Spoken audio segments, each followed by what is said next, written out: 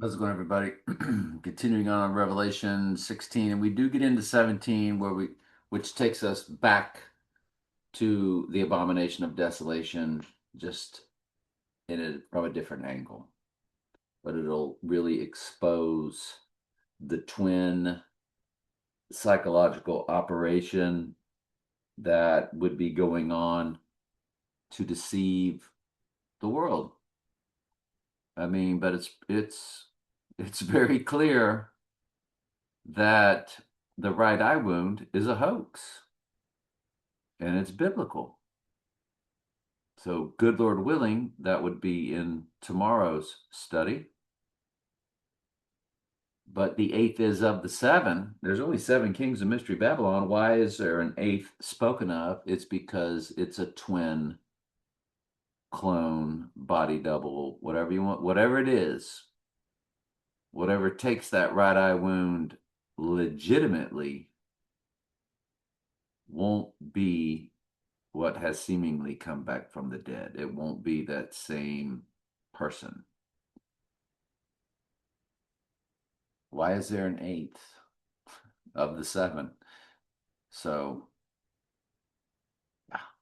that'll be Revelation 17 tomorrow, good Lord willing, that we would get to it.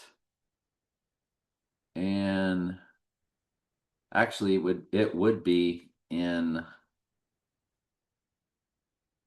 the Thursday study. Yeah. Yes, indeed. Good Lord willing. Tomorrow is not promised. I got to set up the other video. Hang on. I don't think I launched it. All right. And there were voices and thunders and lightnings, and there was a great earthquake, such as was not since men were upon the earth. So this is God's wrath shaking things up. So mighty an earthquake and so great. And the great city was divided into three parts.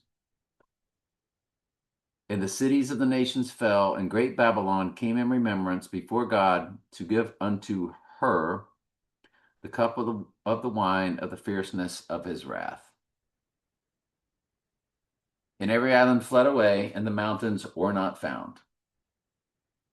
And there fell upon men great hail out of heaven, every stone about the weight of a talent. And men blasphemed God because of the plague of the hail, for the plague thereof was exceeding great. Revelation 17. And there came one of the seven angels which had the seven vials, and talked with me, John is saying unto me, Come hither, I will show unto thee the judgment of the great whore that sitteth upon many waters.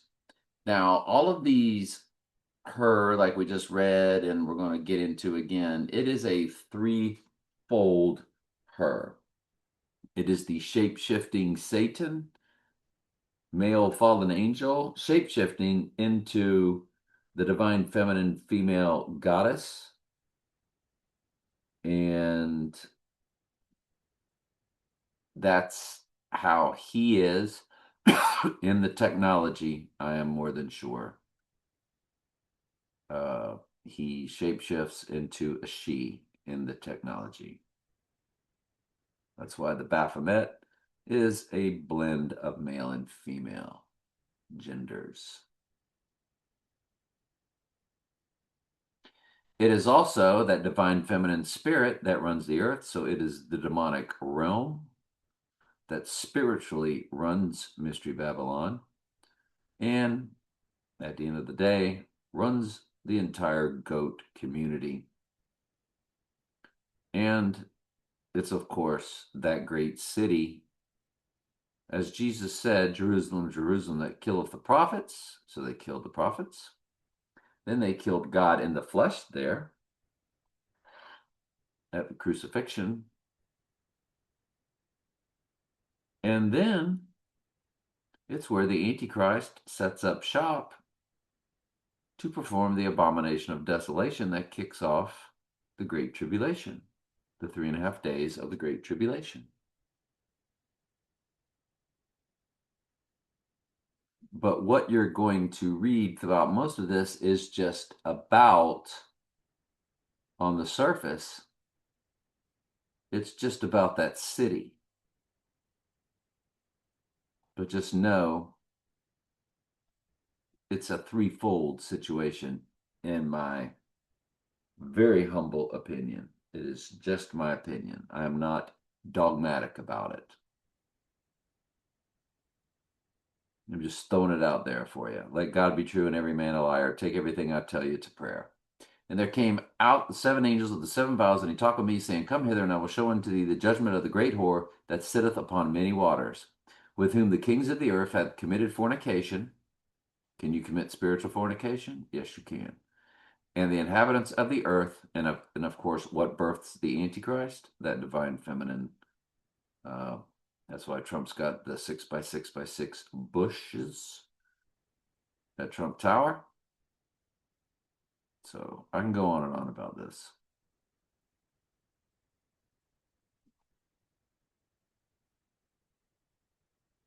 Is there a way to simply commit spiritual fornication, biblically speaking? Biblically speaking, committed spiritual fornication or adultery is simply giving your ultimate love, trust, or worship to anything or anyone other than God. So, obviously, what I'm telling you is in play. To whom the kings of the earth have committed, again, that divine feminine spirit that runs the earth, have committed fornication, and the inhabitants of the earth have been made with the drunk of the wine of her fornication. So he carried me away in the spirit. So again, we're talking about the spirit realm into the wilderness, and I saw a woman sit upon a scarlet colored beast full of names of blasphemy, having 7 heads and 10 horns. So who is that woman?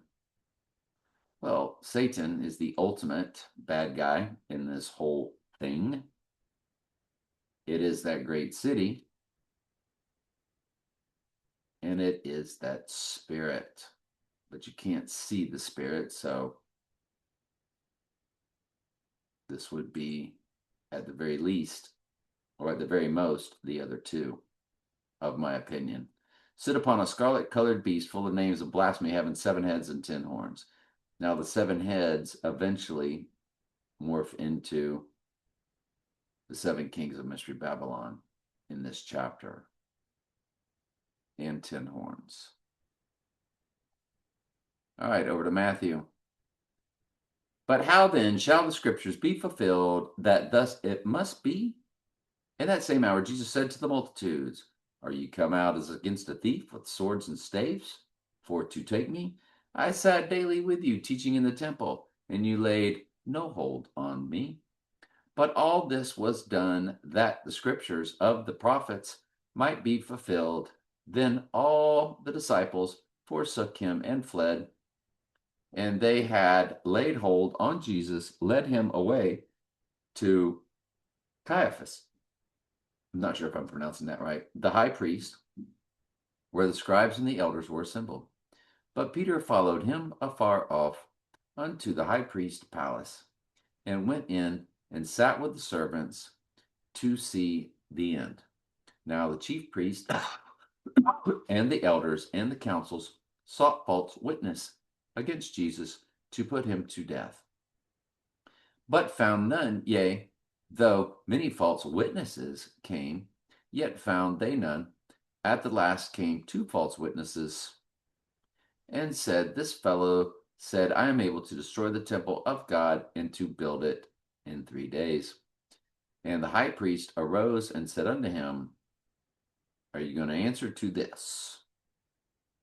Not anything? What is it which these witnesses, what is it they're saying about you or against you here? And Jesus held his peace, and the high priest answered and said unto him, I adjure thee by the living God that thou tell us whether thou be the Christ, the Son of God. All right. I'm glad you're here. I love you very much. Ask questions anytime. That's what I'm here for.